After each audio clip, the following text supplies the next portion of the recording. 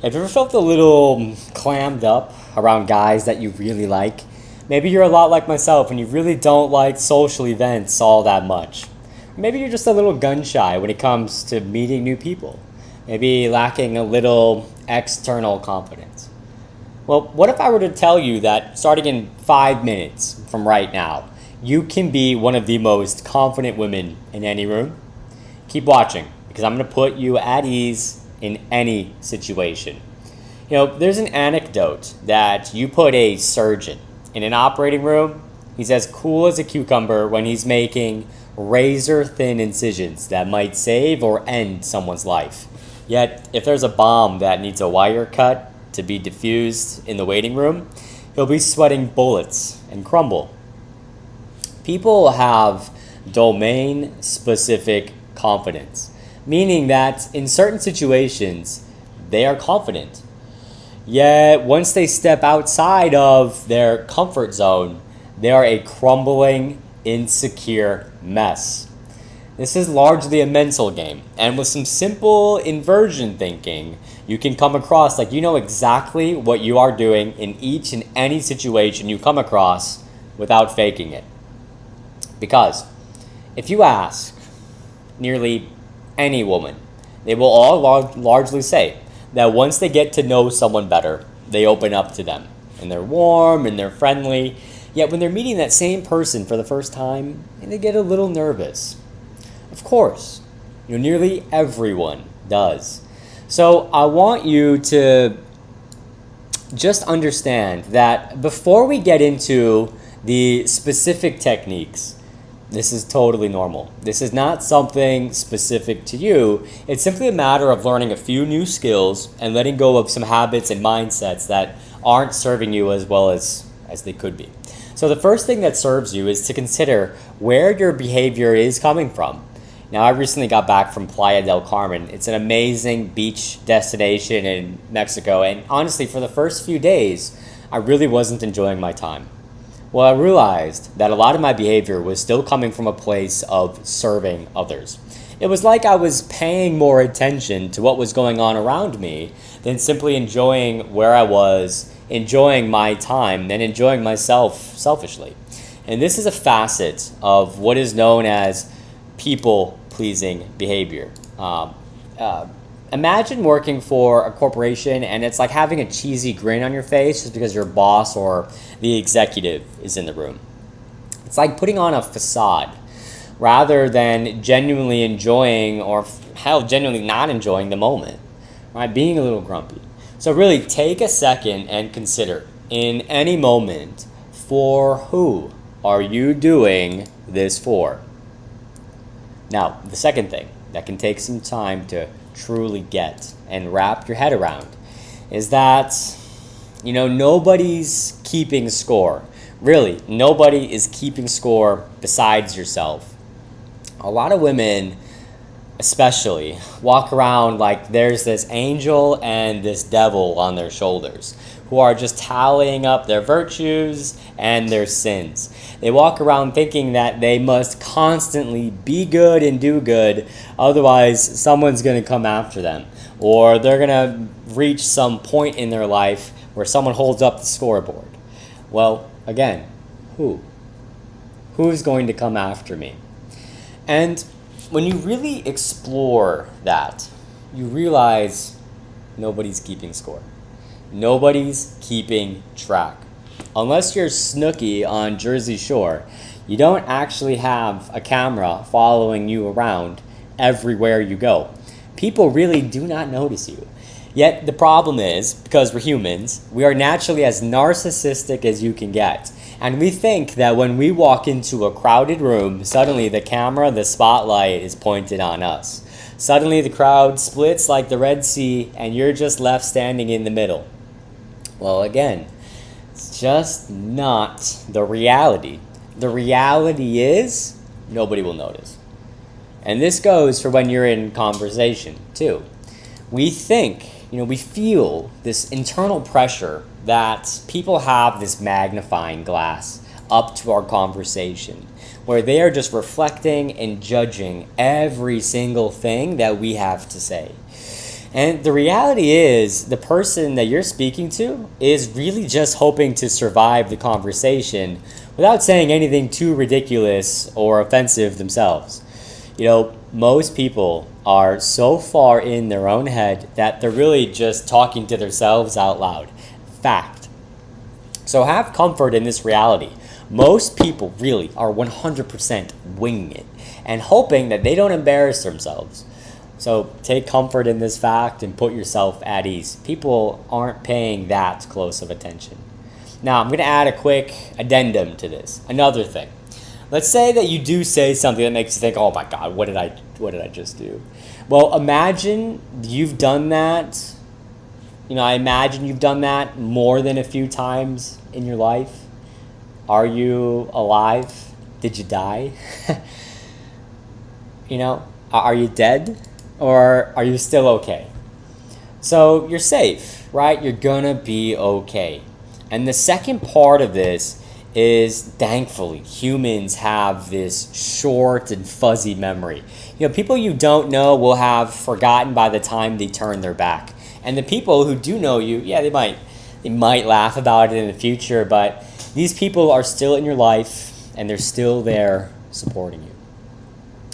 Now 3, that whole adage, be yourself, is really a dangerous one. Because yes, the good things that you want do come with good practice and patient persistence, yet so do the things that you don't want, despite your best intentions.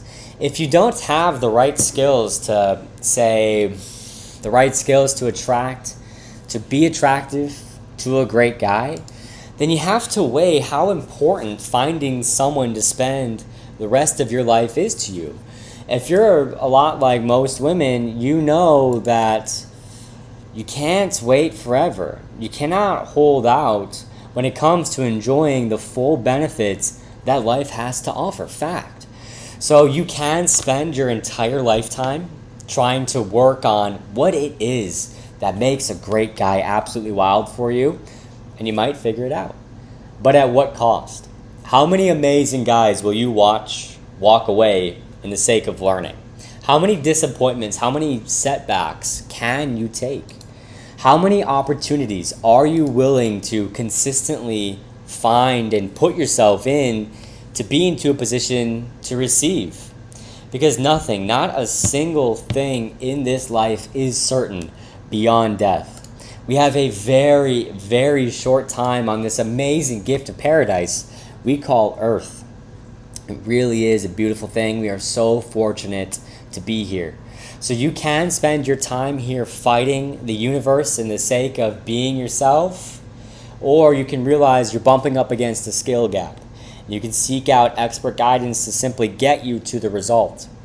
What would it be worth to be able to excite nearly any man and create such an anticipation in him that he is pursuing you, wanting to see you again? And that's why I believe every woman should know exactly how to make him wild without relying on your looks, youth, or physical intimacy, so that when a great guy is put in front of you, you can stack the advantage so far in your favor that dating becomes fun and exciting again. If you don't want to put your love up to chance, follow the link in the description where I dive much deeper on how you can do this. Now let's move into step 4, and that's the 30-second rule. So our minds love to come up with all these reasons and excuses why we shouldn't do something. It loves to delay, your mind does. It's one of your mind's favorite techniques for avoiding being uncomfortable. Delay is the deadliest form of denial, afraid to take the necessary steps to confront the discomfort, and ultimately allows you to avoid taking responsibility for your happiness into your own hands. Because as nice as it is to talk about getting a great guy, it's just talk. Until a woman actually makes a decision and follows through on that decision by taking action, it's just hopes and dreams. So the reason I say that is because you might find yourself taking in all of this advice, thinking, oh yeah, all this is great. Yet when you go to actually apply it for yourself, you still get that little voice of delay saying later in your mind. Soon, later, becomes never. Instead of walking into a social situation, realizing that the spotlight is not on you, everyone else is just as nervous and winging it as much as you are, and realizing that nobody is keeping score except you. Instead of giving it a go, going with the flow of life and trusting in the process, what happens? What happens? You delay. And instead of potentially meeting someone really amazing, you're going home all alone. So that's why the 30-second rule exists. Before your mind has a chance to come up with delay, and just realize it's just delay. It's just your mind trying to keep you safe, keeping you comfortable.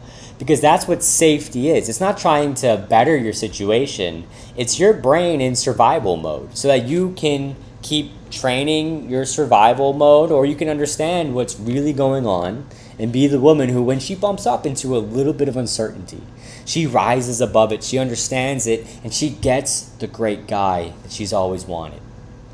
Now, a little bonus tip. Instead of focusing on the outcome, just focus on the steps. You know that if you say hi to just 5 guys, not the burger shop, not walking into the 5 guys and saying hi to them, you can do that, but probably not the guys that you want. If you just say hello to 5 guys that you would be remotely interested in, even the slightest bit, that's it. That's all you need to do. Just focus on the steps, one step at a time. Just say a quick hello. That's it. You can do that.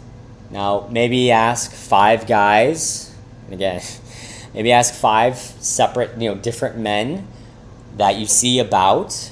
What time is it? Men you've never met before, men you'll never likely ever see again in your life. Ask them, what time is it? Then ask for the same situation. Ask 5 guys, 5 different guys after you've completed those first 2 steps. Ask another set of 5 men. Ask for directions for a coffee shop. And then ask for recommendations for a place to go for your favorite type of meal, or a place that they had a really good time at. That's it. One simple task. Okay, extra credit if it's a guy that you actually would be curious to get to know. Now, I was once working with a woman who was entering her 40s and had never been in a serious relationship in her life. So I forced her to fire up the dating apps. All right? Easy. The first step, install the app and say hello to the first 5 men that she matched with. Doesn't matter what they look like, doesn't matter what their profile says. Say hello to the first 5 men that she matched with. That was it. Now, she felt absolutely terrified. This poor woman had so much fear. She had tears in her eyes because of how much disappointment and how much setback that she had in her life for always trying to do it on her own. But I just kept her focused on the steps. Soon she found it was a whole lot easier than her mind was making it out to be. And out of those first 5 men, she found herself being asked to go out on a date. Now, she was as nervous as you could believe. She tried to cancel 4 times, each time with a different excuse. Yet each time, I reminded her to simply focus on the steps, and I wouldn't let her cancel. I guided her through setting up the perfect first date, a foolproof way to get to know exactly what kind of guy he is within just 15 minutes. That's it. I reminded her, just 15 minutes. She can do it. And I reminded her to place her focus externally on him. Ask him questions. And if she's ever doubting herself on the date, just know it's simply her big old ego, her narcissism. All right, the big old ego getting in the way that we all have. I gave her a few tips to help her stay calm, relaxed, and she said it went really great. She was excited, even though she said he was actually a little boring, and I encouraged her to go on one more date with him. She did. She said it was a great time, and she was glad she did it. And guess what? She decided not to see him again, but she kept following the steps. Now, I'll just let you imagine where she is now. And it's interesting to think how easy it could have been for her to go another year, another decade, avoiding dates, avoiding great opportunities with men. She, had she simply just tried to give herself more time being herself, instead of finding someone who could help take the giant task that she was facing and make it baby simple. All right. If you haven't smashed the like button yet, do so now and click the subscribe button so that you have every advantage in today's modern dating world to attract an amazing man. Come find me again when you're ready to learn more.